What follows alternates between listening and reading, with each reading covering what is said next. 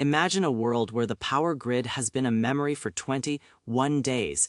Down the street, the perfect house was ransacked by the end of the first week. The family is gone and the echoes of that night still haunt the air. Now look at your place.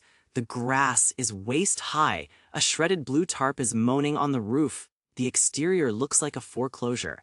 From the sidewalk, it looks like you lost everything. But behind those grimy windows, you are hydrated, fed, protected, and unseen.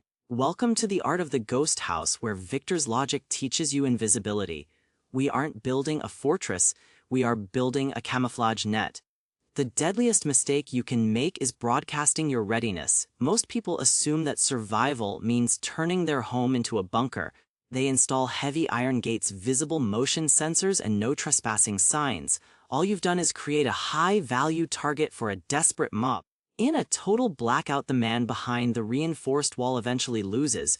You want a property that looks like it's already been picked clean. You want the looters to take one look and decide to keep walking. That strategy starts today while the world is still functioning. Phase 1: cultivate the appearance of a victim while building a hidden sanctuary. Take a walk around your block and look through scavenger eyes. What stands out? The glint of glass on a greenhouse, the hum of a generator, a lawn that's still being edged. Those are neon signs inviting trouble. To counter this, let it seed. Neglect the landscaping, just enough to blend in with surrounding decay. Prop an old rusted water heater near the side of the house. Scatter some trash and empty boxes by the driveway. You are creating a visual narrative of a home that is defeated. However, while the outside looks like a ruin, the inside is a stronghold. Swap out standard hinge screws for 4-inch hardened steel ones. Anchor directly into the wall studs. Your door is now skeleton. Apply heavy-duty security film to every window pane. To an outsider, it's just glass, but to a brick, it's unbreakable.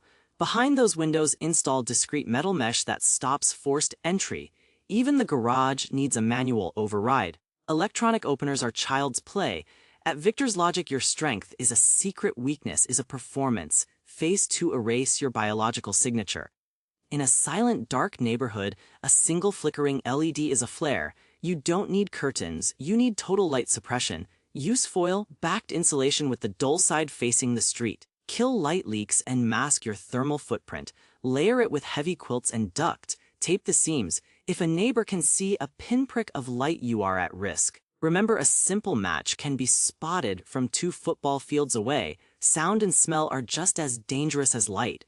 When the white noise of civilization stops, the world becomes a trap. A dropped frying pan can be heard 3 houses over. You need to transition your family to stealth mode now. Soften the floors with thick rugs and lubricate every squeaky hinge. Teach your kids the importance of whispering before the crisis hits. The aroma of simmering stew can travel a 1/4 mile. Use pressure cookers to trap steam and odors. Cook fragrant food in the dead of night or when windy. Phase 3: implement a low-tech early warning system. Your digital monitors will be useless without a grid. Line your perimeter with clatter traps, simple aluminum cans. If someone hops your fence, the noise tells you where. Utilize the dust test flour or sand across entry points.